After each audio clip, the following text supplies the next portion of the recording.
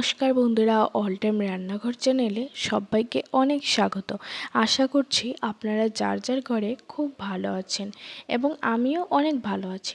চলে আসলাম আমার ছোট্ট চ্যানেলে আরও একটা নতুনত্ব রেসিপি নিয়ে। আশা করছি আমার আজকের রেসিপিটাও আপনাদের খুব পছন্দ হবে।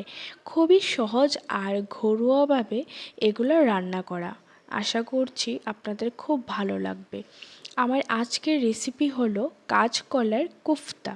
চলুন আমি এই রেসিপিটা কিভাবে রান্না করি আপনাদের সাথে শেয়ার করি। এখন দেখুন, প্রথমেই আমি একটা কড়াই বসিয়ে দিয়েছি, তার মধ্যে দিয়ে দিয়েছি সামান্য পরিমাণের জল।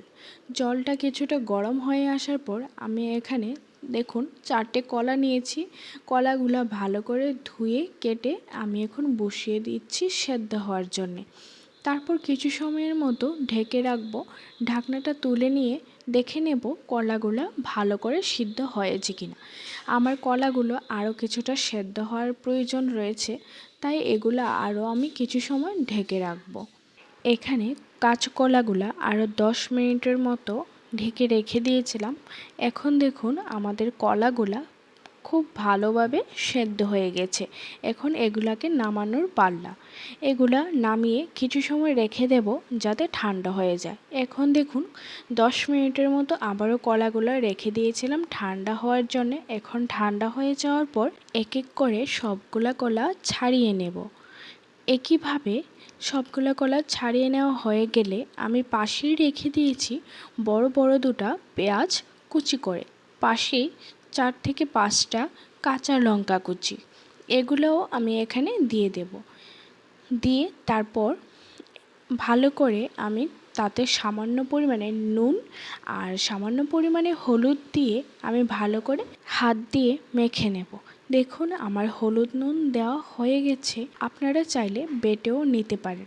আমি এখানে সবটা কাজ হাতেই সারছি।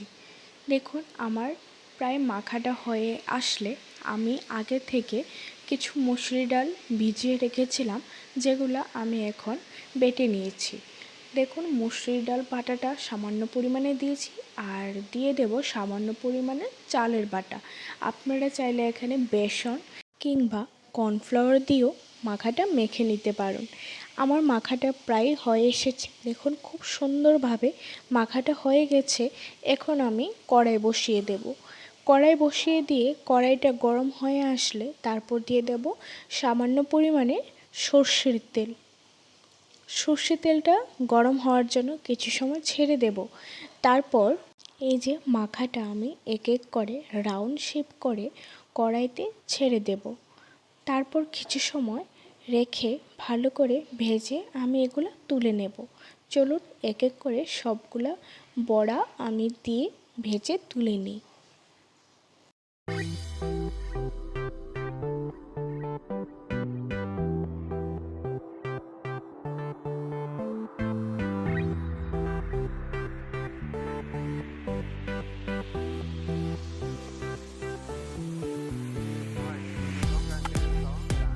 দেখুন বড়াগুলো সবগুলো ভাজা হয়ে গেছে।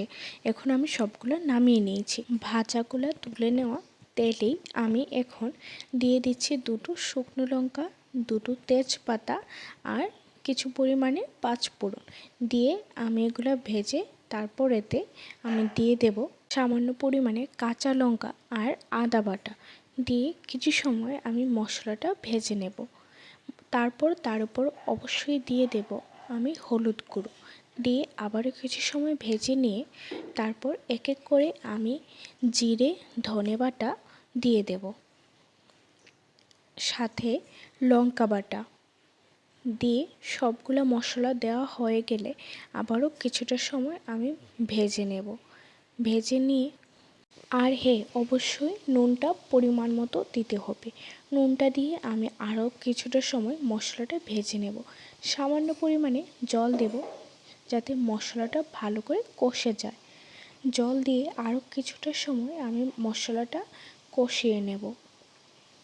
দেখুন মশলাটা খুব সুন্দরভাবে কষে এসেছে। এখন আমি আগে থেকে নুন হলুদ মাখিয়ে ভেজে রাখা কিছু আলু আমি এখন মশলার মধ্যে দিয়ে দেব।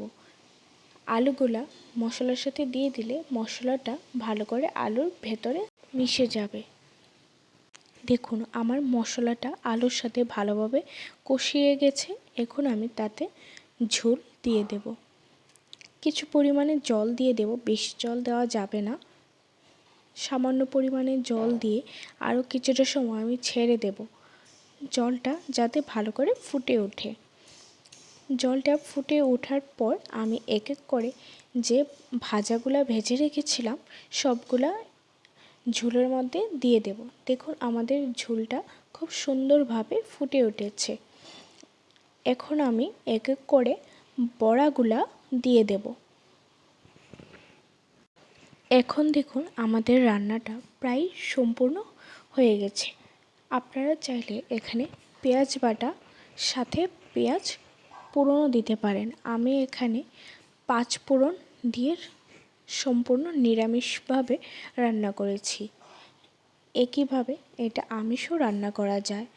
আমিষ রান্নার মধ্যে অবশ্যই গরম মশলা দিতে হয়। আমি এখানে যেহেতু সম্পূর্ণটা নিরামিষভাবে রান্না করেছি, তাই আমার এটা এখানেই সম্পূর্ণ, আর কিছু দেব না। দেখুন আমাদের রান্নাটা একদম সম্পূর্ণ হয়ে গেছে। আশা করছি আপনাদের আমার এই কাঁচকলার কুফতা রান্নাটা খুব পছন্দ হয়েছে। আমার চ্যানেলে আরও নতুনত্ব রেসিপি পাওয়ার জন্য অবশ্যই আমার চ্যানেলটা সাবস্ক্রাইব করে আমার পাশে থাকবেন এবং একটা লাইক অবশ্যই করবেন। চলুন আজকের জন্য বিদায়, আবার দেখা হবে নতুন একটা রেসিপি নিয়ে।